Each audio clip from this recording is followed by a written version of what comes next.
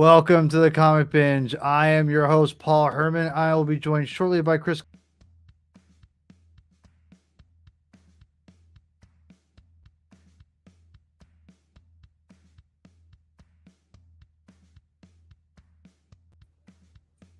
Comedy of errors here, people. A comedy of errors tonight. That's all I got to say. Anyway, thank you for joining the Comic Binge. I'm your host, Paul Herman. A lot of weird kind of stuff happened tonight, but you know what? That's just the way it is at the Comic Binge. You never know what you're gonna get. So, anyway, I'm super excited to have you all with us. If you can't already, please hit a like, subscribe, all that jazz. I got a really special night tonight because we're going to be talking about a comic that I have only heard about peripherally from a lot of Batman fans, and I'm very curious I was very curious to kind of get into this one day until our good buddy Jay Yaws, who we'll bring on in a second, told us we should read it. I'm like, okay, let's do it. So without further ado, I'll bring him on, my regular co-host and partner in crime, Chris Clow. How are you doing today, Chris? Oh, we're doing. It's been an interesting night already. That's all I gotta say. It's been an interesting night, and the Mr. Patient himself, Mister just chillaxed, Jay Yaws. I got to see how the sausage is made, and it was a life-changing experience, guys. Yeah, it was.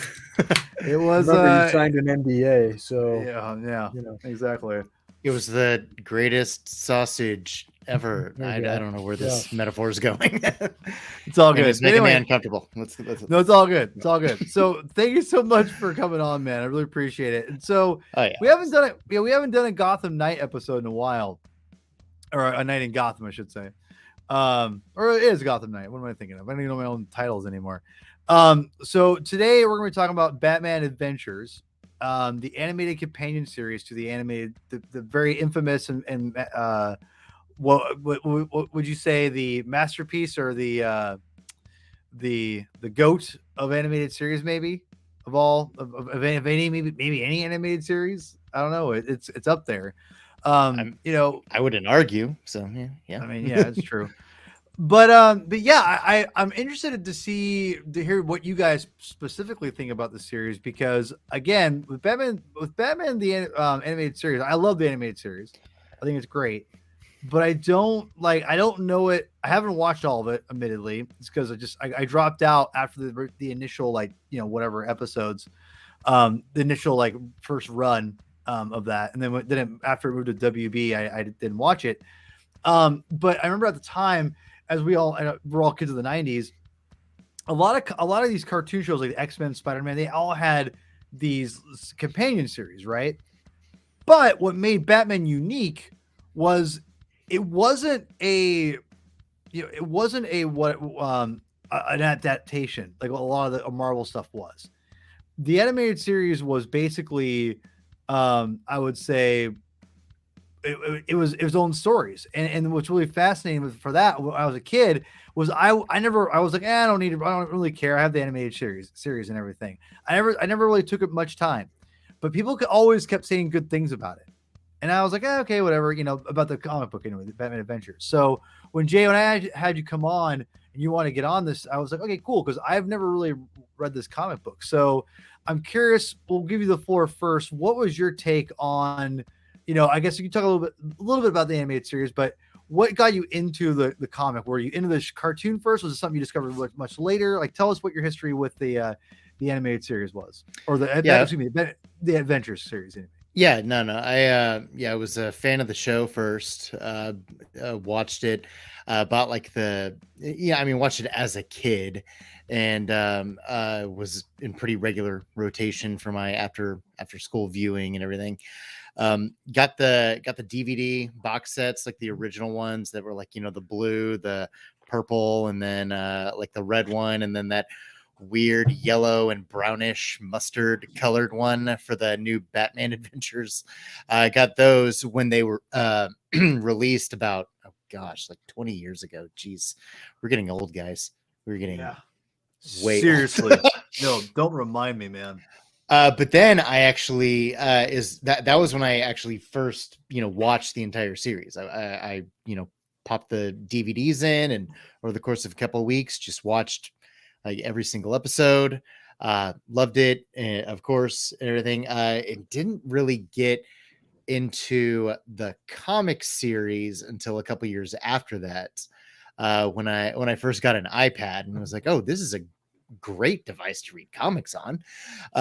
So I read them through that, and man, it is. I mean, I don't want to have it seem like I have like nostalgia blinders on or anything, but I think even just reading through even the couple of issues that we're gonna talk about, tonight, that it is one of the most consistently excellent Batman series maybe ever, and definitely around the time that it was uh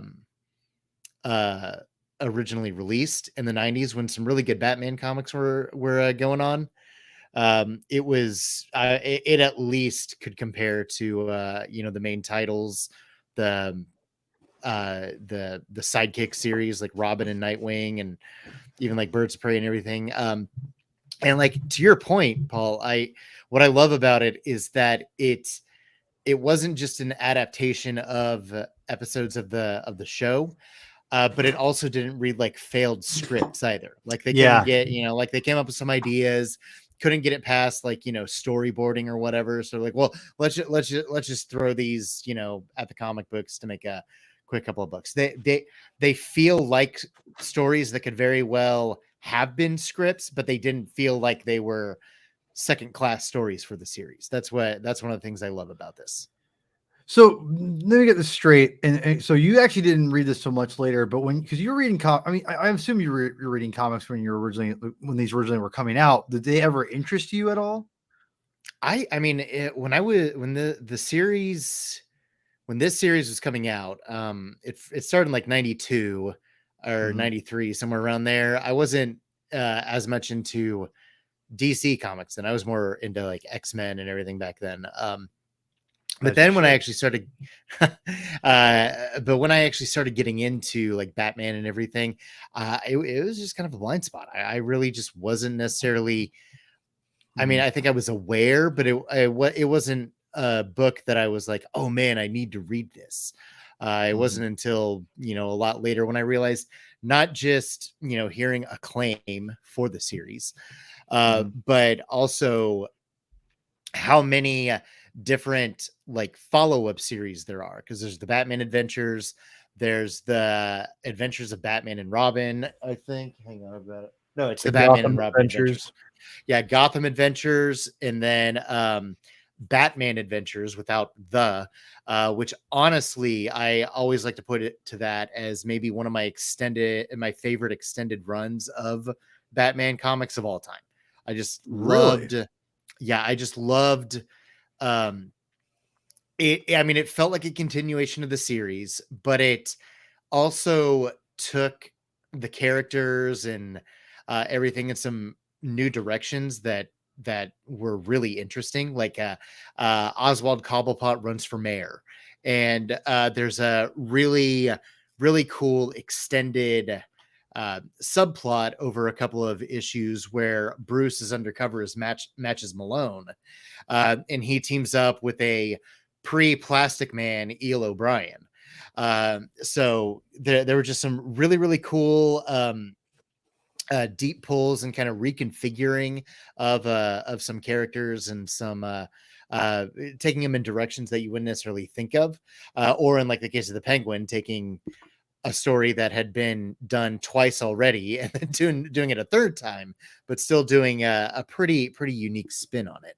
So that's kind of what got me into reading those. Just I mean, yeah, someone told me it was great, so I just read them because I heard they were great, and I wholeheartedly agree that these are great comics.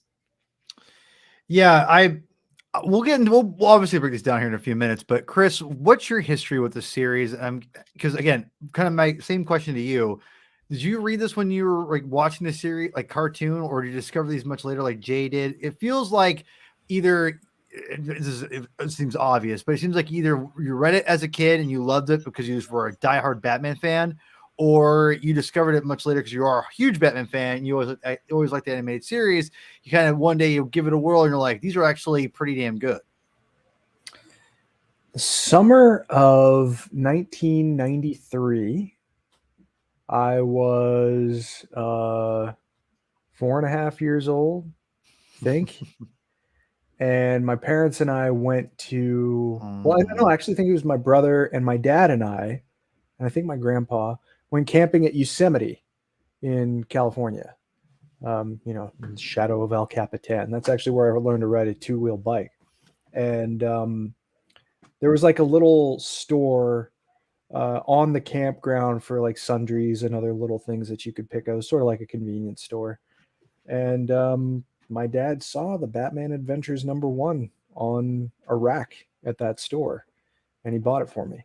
I didn't even ask; he just gave it to me. So I actually have been aware of this series from the beginning. The show had been on, I think, for several months by that point, but they still had the first issue. I guess too many people weren't really interested at the time in snagging it up, but this was also a totally different era. But no, I wasn't a solid reader at that point. It would still be a couple years, but my God, did this series evoke the show that I had been watching, and I knew that much.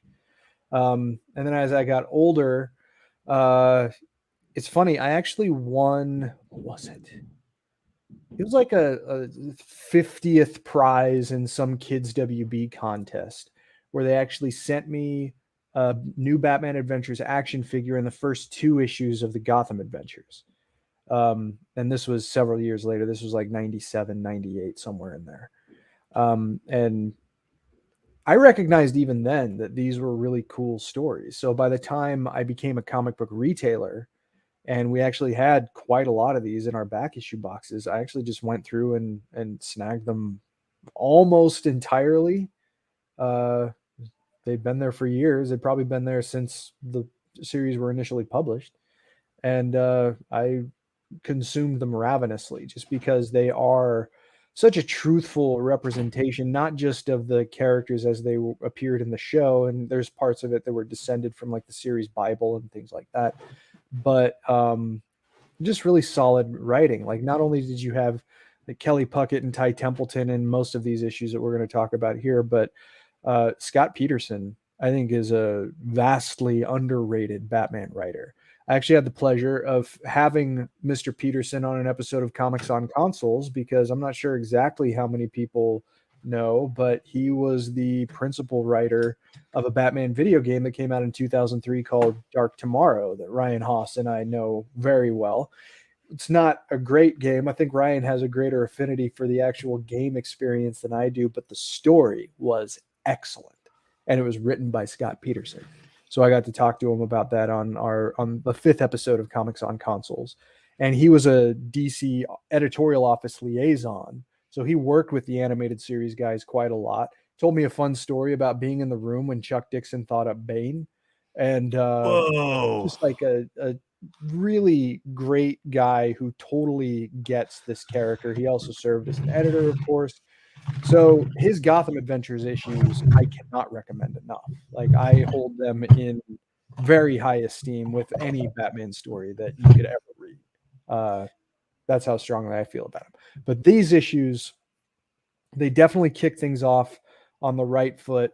I think reading them now, it's easy to see how, like, if I were my age back in the early 90s, this would feel like a very truthful representation, not just of the Batman that we see in the show, but just Batman. And it does it without being edgy or needlessly deconstructive.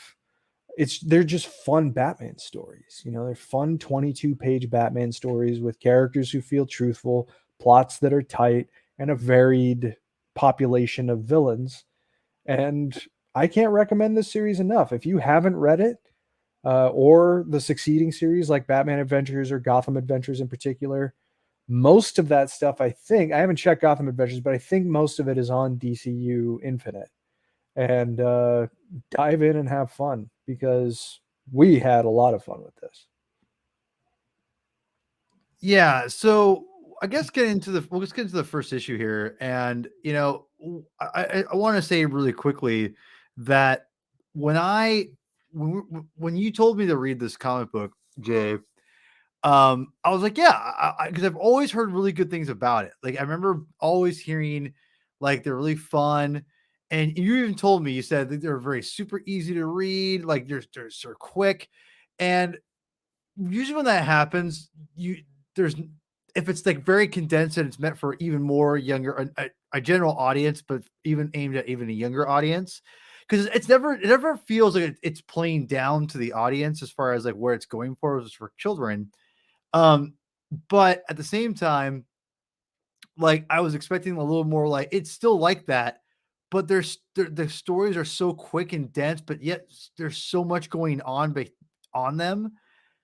It reminds me of why I think the comic medium is so great, and it really emphasizes all those things of why we love Batman comic books. And I think that sometimes we lose sight of why we love superhero comics so much, and I think that's because of the action, right? And I know you have a lot of examples you want to talk about for the action, but it reminds me as I'm reading it, like some of the layouts are very much like to me very much 60s. When I was reading it, I got like, especially the first three issues with Ty Templeton, it felt like I was reading like some or looking at these old Spider-Man issues where John Romita was doing, and all these other artists back in the Silver Age, where they're doing like these like weird like triangular like panel layouts, which I think I might have an example here. I'm gonna try to find one. But let me see here if I can find something that's a little more. Hold on a second. This might be a good example. Something like this, right? Like this is 4 panels. Normally this would be like, hey, let's do like just 4 basic, whatever. But they have a little fun with it, right? Like they're really emphasizing like the slants and like they're not all like completely perfect, which I still like that. But this was a lot more of a popular thing to do in that Silver Age era with Spider-Man, especially after Ditko left. There's a lot. Ramita loved to do something like stuff like this, and it reminded me of how like fun stories can be when you don't have to use words.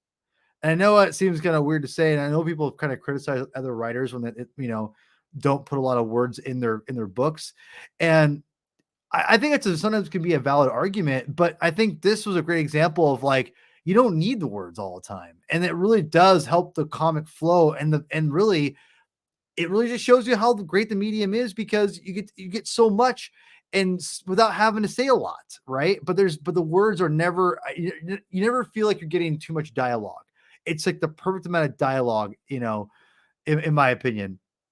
So I don't know. They're so brisk, and I was really impressed how I'd go through it and I'd want to keep reading. I blew through those first 3 issues of 1 through 3 pretty easily, pretty quickly, and I was like, whoa. And it's just there's even a sense of danger in them. I was really impressed. I was really impressed on how much I enjoyed and surprised at how much I enjoyed the series. So I guess we'll start with the first issue with Mr. Penguin here.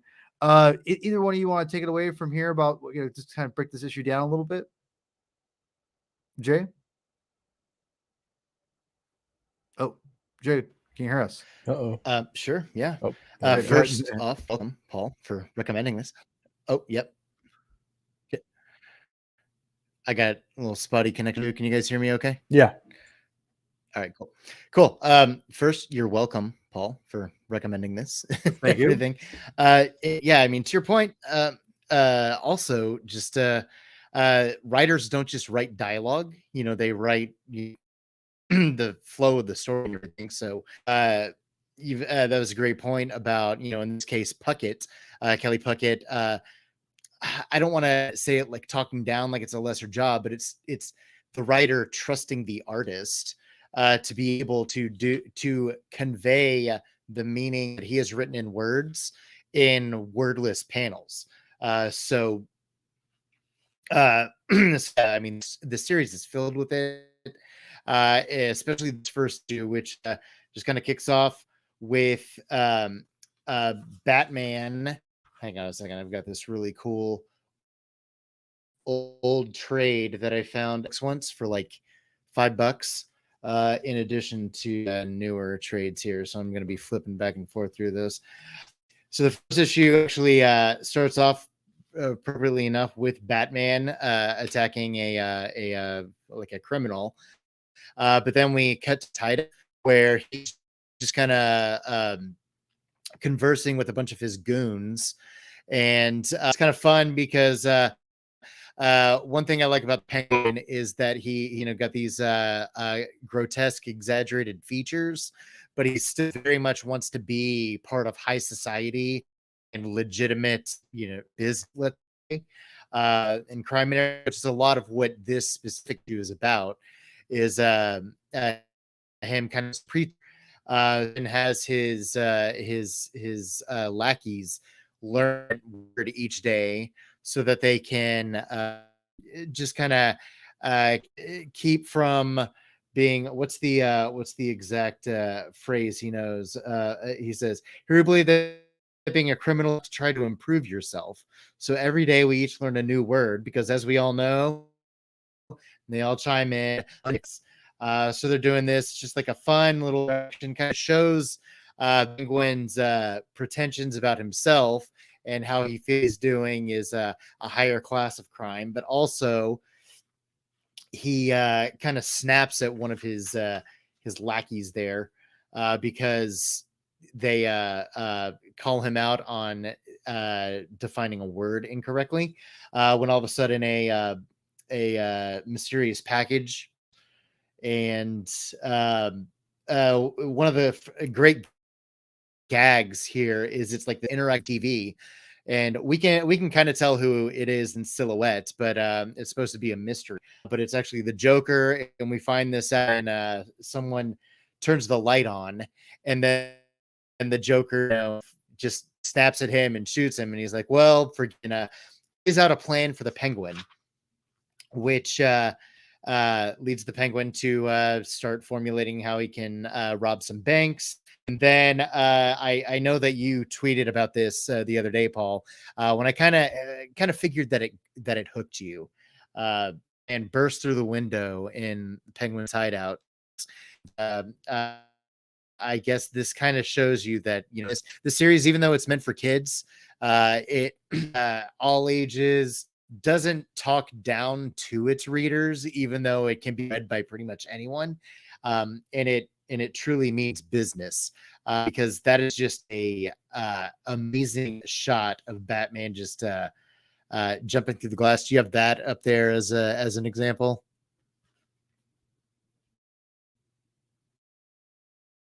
It's kind of like that. I thought I had it saved, but it's on my phone, which I don't have with me right in this moment. So, but yeah, it's a page of this. I thought I So had so it.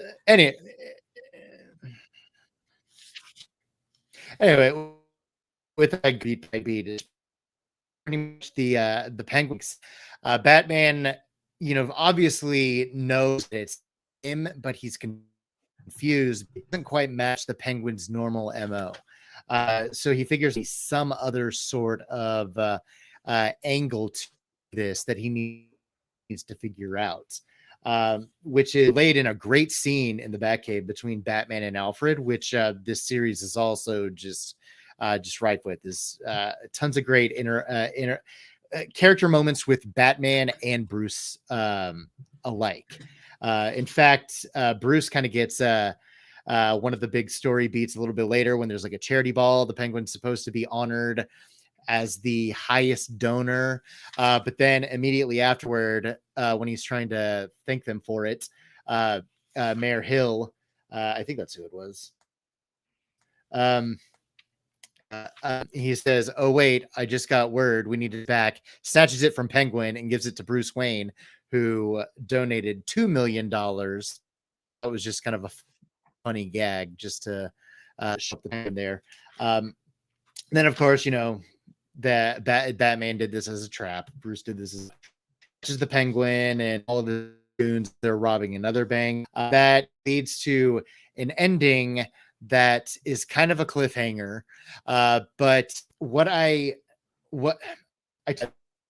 that we should read the first 3 issues, and I'm going to kind of contradict myself in what I'm about to say here, because one of the things that I love about Batman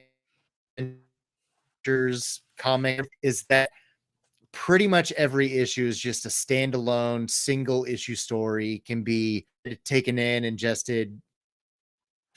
It's not necessarily serialized. You don't need to read issues 1, 2, 3, 4, 5, 6 written for the trade. These were written as single issues, which is great. I love it. But I also love the fact that the first 3 issues, this because the Joker, so in the second one, does the same kind of thing with Catwoman, where he sends her this MTV, has her steal something that seems very just innocuous and just completely irrelevant, while she also tries to steal some crown jewels.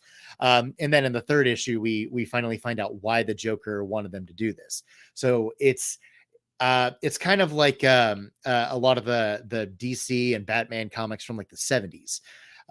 You would have just a single issue story where, you know, you could read it. And I mean, if that's all the Batman you could read or wanted to read, you know, you'd be done and it'd be fine. But also the background between the action beats that are given enough context to where you don't feel lost, but also if you read, you know, 5 issues in a row, there will be big payoff for stuff that happens in issues 1, 3, 4, 2, 5, you know, everything. So that's what I really liked about this first run of issues here. Yeah, I think And kind I've of been talking a lot. So no, you're good. You're good. You summed up I think those 3 issues pretty well, to be honest. And I think the first 3 issues, and I gotta say, I agree what you're saying. I don't think you're wrong.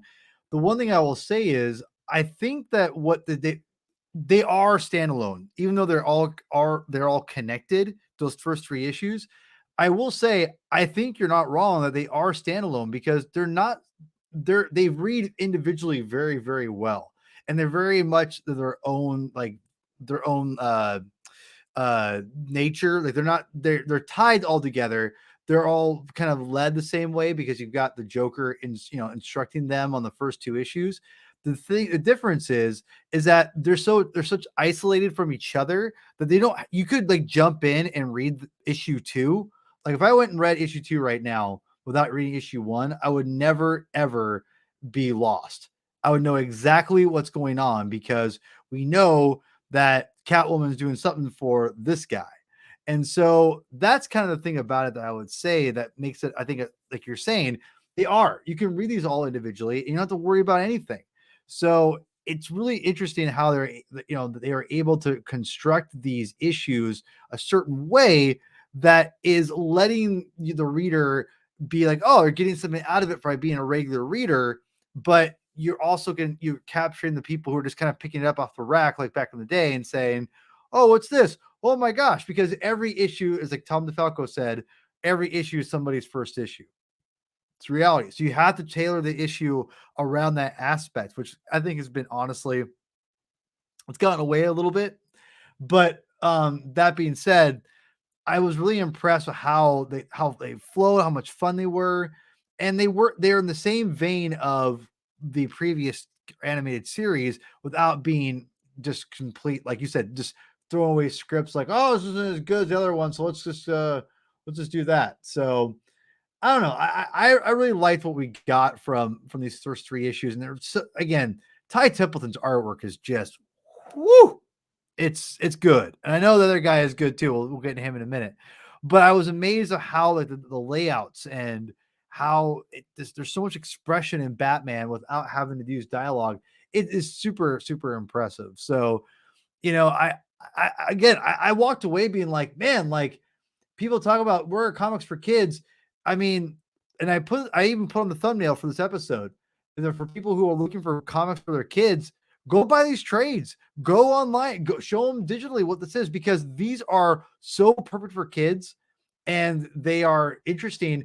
To me, this is the blueprint sell to kids, not just an animated like companion series. I'm talking about what you can do to sell to kids as, hey, this is a how do we make a superhero comic that's not super crazy for kids and they can get into? Well, here it is. Read Batman the Adventure series, because it's perfect. You get everything you need from it. The characters are still, I think, deadly in some ways. They're not completely innocent, and like just kind of like fun loving, like lovable, cuddly characters. And but they're also fun, and they're so simplistic and so like there's nothing complicated about it at all, that anyone could read these. And I think that I know Marvel and DC have tried these kind of things, but I think there needs to be a legitimate stylized thing about this by having and have it very simple stories. That's the key. Not I know the tendencies of bringing all these different characters and whatnot, but I think one advantage I think of this that reminds me of what they need to do is have simple stories. And that's what we, back in the Silver Age, back in the Golden Age, the Silver Age, the Bronze Age, even it gets a little bit more complicated in the 80s, but the Bronze Age kind of interweaves a little bit of complicated and simplicity, but it mostly was simple. And I think that this is a great example of why we need to go back to more of a simplistic idea of comic books for kids, because this is what the simplicity factor should not be underestimated for children. And I think if you do a series, if you were to tell me like a Spider-Man, right? Not an unlimited, you're not telling an ongoing story. You're literally just putting the world of comic books of all of the history, like a Spider-Man super stories, like back in the 70s, back in those days. If you're to do a series like that with Spider-Man now, but use that whole adventures motif of whatever simplicity, and just have it be very much like this in its own world, but not having to be like, gotta tell Spider-Man growing up in high school, whatever. Just do simple, like, here's a 22-page fun story of Spider-Man beating up Electro. And that's it, you're done. Like, right? Like, go back to that idea of just keep one issue stories. That's it. No more, no less. Don't have a bunch of different like Spider-Man and Amazing Friends. Just keep it simple. And I think Batman Adventures is a great example of why that works. So I said a lot. Chris, go ahead. I just think that these are really solid. I think you guys kind of went around the world in terms of why. I mean, the thing that jumps out at me, it's very episodic. It's very much like the show. In a weird way, I feel like I'm kind of reminded of the tact that Paul Dini took on his run on Detective Comics. Not only did he have an intimate hand in the development and the execution of Batman the Animated Series, but he kind of helped to establish the template that this show operated from. And by extension, I think you see that in this series. It's funny, the character attribute of Penguin getting his words wrong. There's an element of that in the series Bible that you can now find online. It was more specifically localized to him getting quotes wrong when he would try to have these vaunted like Shakespeare quotes in literature that he would read to try and illustrate to people, no, really, I am a member of high society. They didn't really end up using that in the show all that much, but you could tell that Puckett read the series Bible, because he clearly is kind of going across with the archetypes that were established in it. But I think it's just a good, solid series of Batman stories. And I mean, Ty Templeton is so extraordinarily evocative of Bruce Timm's style. And he was really the guy to get this book started on the right track. This is a series that kind of punches you in the face, but there are several instances in it too over the course of these issues that are surprisingly shocking in terms of what they do manage to get away with. Joker shooting someone off camera. He does that a couple of different times, I think, over the course of the first two issues. Or when he's beating Commissioner Gordon with a Louisville Slugger, conceivably on live TV, but it's only in the final panel that says, "Oh, cheer up, Gordon. Arms heal quickly." So he wasn't bashing him in the head; he was just bashing him in the arms with a giant bat. That's much better, right?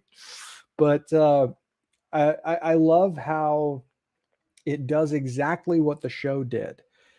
There's a big difference, and I've said this in other places, but I think it bears repeating here. Just because something is an all ages appropriate book does not necessarily mean that it's kids entertainment specifically. It just means that it's not going to scar a kid if a kid comes across it, right? And I do think that you can tell stories that maybe push the bounds of what might trigger a child's fears without necessarily going over the line. And I think that this series is really representative of that. And the Joker's kind of a freaky guy in this series. He's arguably just as freaky as he is in a lot of mainline DC comics, particularly of the period.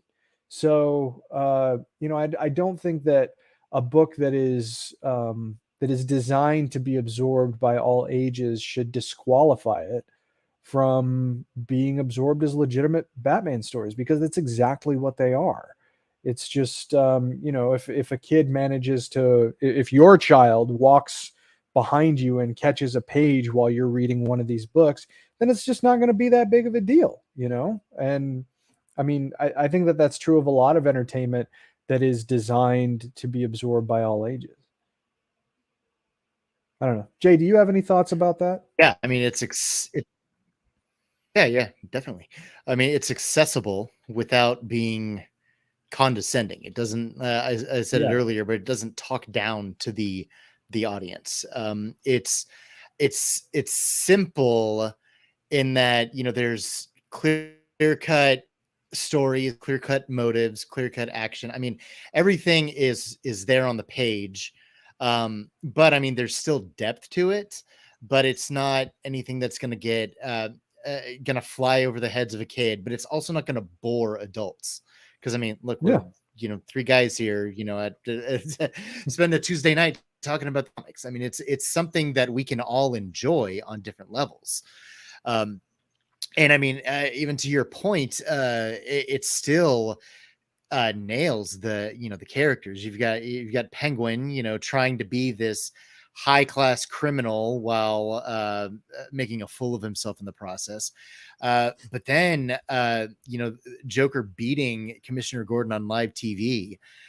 There's that one panel where he kind of covers his mouth and slicks back his hair like he's been disheveled just from doing it. I mean, that is a terrifying panel of the Joker, just because he has so much glee from it and enjoy from causing somebody harm, which honestly I find much more terrifying, in that he's not setting out to kill him, he's just setting out to hurt him, than it would be if he had just pulled out a gun and shot him, or maimed him on panel. It's the things you don't see that make it that much more visceral and The Hitchcock hits the method, heart. if you will. Yeah, exactly.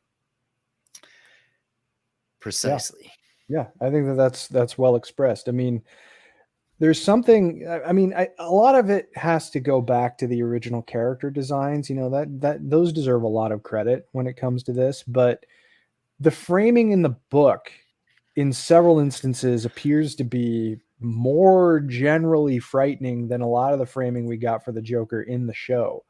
And I have to go back to this just because this is such a classic Joker thing to do, but also too, if you look at every single cover, this was approved by the Comics Code Authority. I mean, this was when the Comics Code Authority was still a thing, and when it was quote unquote checking and balancing the material in comics to make sure that it doesn't get too crazy for the kids, right? But they managed to do these things that in any other like even just this page, even if you don't know that Joker is rapidly swinging that bat at his head, you might think he is. And this isn't too far removed from the death of Jason Todd, where we saw that freaky giant mouth Joker swinging a crowbar repeatedly over and over at a Robin who would soon be dead, at least for a while.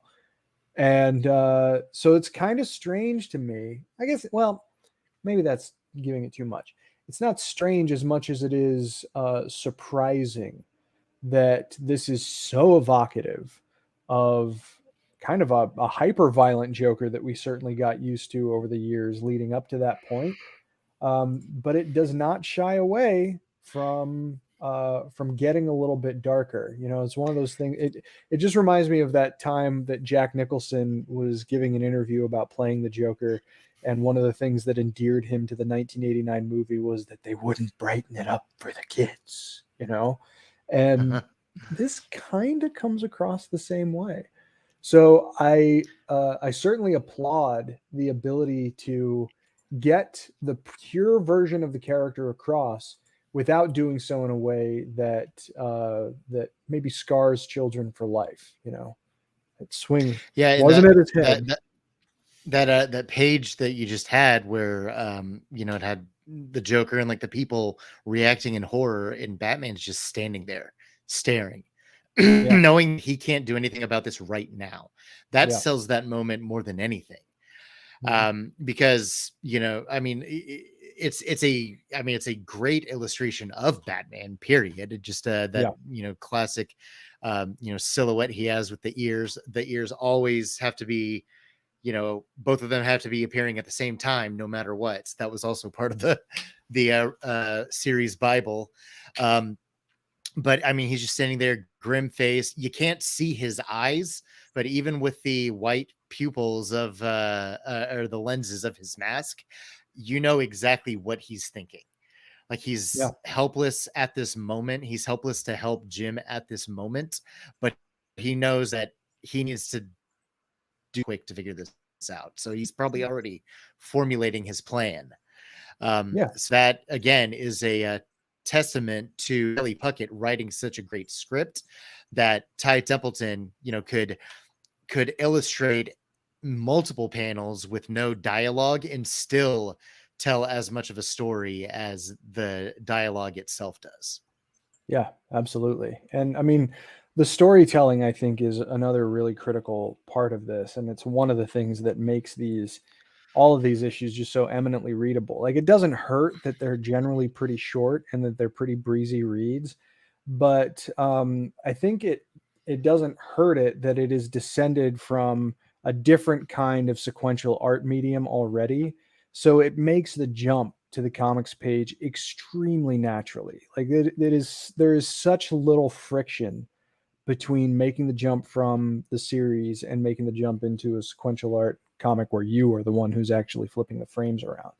And Paul picked out some pretty solid examples of the storytelling here. Like, this page, I absolutely love, um, and it's such a clear, This the 13. yeah, Well, no, I was saying this because at first I told Paul, "Hey, let's try to read both trades, like volumes 1 and 2. That would be 20 issues." Which last week sounded like a good idea, but a couple of days ago that sounded like less of a good idea. But I was like, okay, let's do the first 3 issues. But I specifically chose issue 13 because I wanted to talk about Mike Parabek, who was the illustrator for this page here. And for this page, this sequence specifically, the page before is just as great because it has Batman getting his grappling hook, firing it, and then launching. But then it just has this amazing 3-panel sequence that of Batman just clocking a dude in the face, which is yeah, what we always want to see in a Batman comic. oh, most definitely, I actually kind of came up with this comparison about 10 minutes ago. If Ty Templeton is, let's say, the Jim Aparo of the Batman Adventures comics, Mike Parabek was the Norm Brayfogle of the Batman Adventures comics. Just the way he illustrates like the cape and uses, dark inks and shadows, and even some of his layouts too were very Neil Adams-ish or Norm Brayfogle-ish. Like in Mhm. the 13th issue, there's one page where you have Batman's face in silhouette, and then the panel next to it is kind of encroaching on it. And I mean, it's hard to describe without just pulling it out and having it up there. Find it real quick, but it's it's almost like like a movie montage or like a moving montage and in a movie or the animated series, but in Mhm. just a way that the panels are laid out, it's just so creative and so cool and tells like such an amazing story. So let me see if I can find it here. Yeah. And while you're doing that, and I think it's just worth, because I don't think we actually went over exactly what we read for this. So we read issue number 1, we read issue number 2, we read issue number 3. All of these are reasonably self-contained, but there are threads between all of them that tie each one together.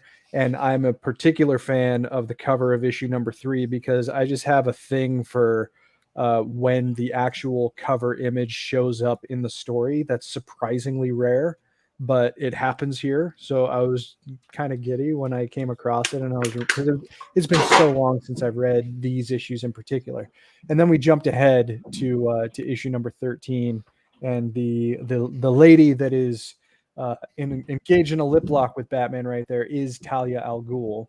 So and Talia actually appeared in the show before Raish did, so their relationship by this point had been pretty reasonably well established. But all just solid issues. Yeah, these 3 in particular, really good at just kind of getting things off the ground and moving, and to acclimatize readers to the way that the characters work and how they're sort of adapting the world of the animated series. And then it just goes off into a surprisingly poignant tale with Talia that I certainly wasn't expecting. Yeah, I would agree. Sorry, internet troubles there for a minute, guys. Yeah, Does that does get a little Yeah, it does. yeah. No, really quickly, I just was gonna say I that. said I was just gonna say it gets saucy. It's good fun. Oh, we're getting some bad overlap here. That's all right. Just keep going. Sorry. Yeah, no, it's okay. It's okay. The Tally issue is probably my favorite because it is so isolated and it tells a phenomenal tale of their relationship, like very simply and perfectly. You know, as far as like how she views him and how he views her, and it's so simple and how they do it, but it's like it's actually kind of a beautiful like little story for them, to be honest. I love this issue. I thought this was great. The cover is perfect. I was curious what that was all going to be about, and then when we see it, I'm like, oh, I get it here. So there was just a lot of interesting things about it, and I really like the fact that you had Talia and Batman really be like show like there are kind of like compatible people if she wasn't just a murdering like psychopath, right? So I mean, like there is some kind of Well, there is some kind of connect to be fair, she wasn't there yet. And honestly, through the entirety of the DCAU continuity, she doesn't really ever get there. If anything, in the end, she was very much a victim of her father. But I mean, if you read this really close to like the end of Grant Morrison's Batman run, it would read totally differently. Totally differently. Yeah.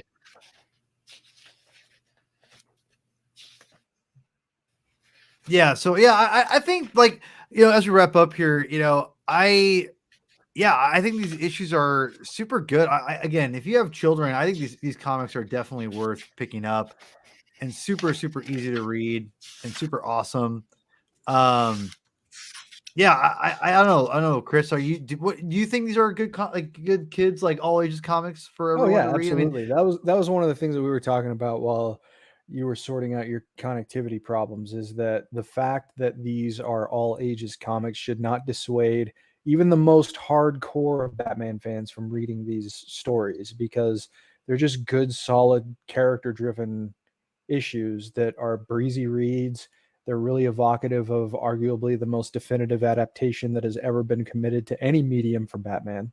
And it's the way that it skirts around the requirements of the comics code by evoking some really sheer brutality while still generally being accessible to anybody is one of the things that I find most personally impressive about this series. And it never stops being fun to read. Like, it wouldn't surprise me if someone started at issue number 1 and just went on through up through Gotham Adventures and the succeeding Batman adventures and just had a blast the entire time. These are tragically overlooked books, all of them. And that's something that should be rectified because it's just good, solid Batman storytelling. And at the end of the day, isn't that what we all want? That's So, true. That's true. So as we wrap up, Jay, I wanted to ask you: have you read all these? I have, yeah. Oh, all right. Yeah. So, which like would you say these are some of your favorite like Batman's comic books? Question. I'm not sure what delay I have on here right now, or if I've kind of caught up with you guys, but yeah, without question, every frankly, like Chris said, it like the animated series distilled and boiled down the essence of Batman and his rogues gallery and cities he constructing. These comics do the exact same thing, just in a separate medium. They feel like they're a part of the show while still standing on their own as great comics. You can watch the show, you can read the comics, you can do both. You should frankly do both. Neither one feels necessarily inferior or superior to the other, which I think is the best testament to the anime series themselves. Um, I mean, Batman stories. And yes, these are just great Batman comics, full stop. mhm. Yep. Well Yeah. said. Right on. So, all right. Well, Chris, you have anything you want to add and on or anything? Just read these books. I mean, if you are a Batman fan who has overlooked these stories because you thought maybe they wouldn't be, I don't know, on the level of other Batman stories that you've read, I promise you, in fact, I'm almost sure that anybody who might think that reveres the animated series, which is, objectively not designed for people in your age group. And neither are these comics, but they're still excellent. And you should absolutely read them because they're directly descended from that show. They are imbued with its spirit and they're imbued with its storytelling philosophy and the truthfulness to the characters. And it's absolutely worth your time, especially, I think a lot of Batman fans are still pretty raw. I know I am from the loss of Kevin Conroy. And these are a whole series of stories that you can read. And I promise you that his voice will come into your head when you read these. And on that basis alone, it's a worthy exercise. But just generally speaking, these are absolutely solid Batman stories that came out on a regular basis that are descended from a show that I have yet to meet a Batman fan who doesn't love that show. So if you get more of that just in comics form, in the form that actually spawned this character into existence, what are you waiting for? Give it a shot. It's absolutely worth your time. Yep. All right. Well, Jay, man, while we wrap up here, why don't we tell people where people can find you at, and yeah, go from there.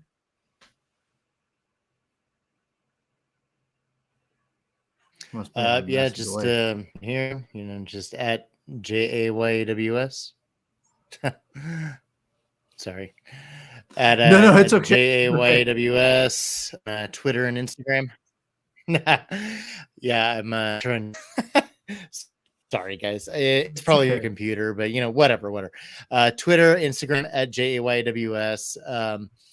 And yeah, so enjoy talking comics.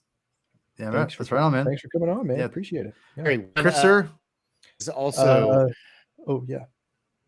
one other thing to plug. Oh, sorry. No, go for it. Go for it. One other plug. I was also just recently on the Batman Book Club. Mm.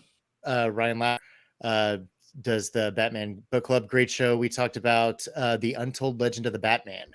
That episode came out just a couple of days ago. That was Len Wein and John Byrne and Jim Aparo. Great stuff all around. So yeah, check that out if you want to hear more of my Batman. Excellent. Sounds good. Right on, man. Mr. Chris, where can people find you at? At Chris Clow on Twitter, CHRISCLOW. And Discovery Debrief. We just released our latest episode that talks about season 3, episode 3 of Star Trek Picard, called 17 Seconds. Shocking return of a longtime franchise foe, but we also weigh in on the recent news that the 5th season of Star Trek Discovery, it's going to be its last. So if you are Trek inclined, if you are Trektually active, as I like to say, then give it a shot. Wow. That was woo, that was good. That was good. You can find me on Twitter at Herman22 with 2 N's, aka P Thug. Please follow, subscribe, like, comment, binge episodes. Check out the playlist section. Lots of great episodes to check out there. Jay, thank you so much for coming on, man. Sorry for my internet issues. I apologize. And Chris, why don't you take us out, my friend? Read more comics. Thanks for having me. All right, y'all. Good night.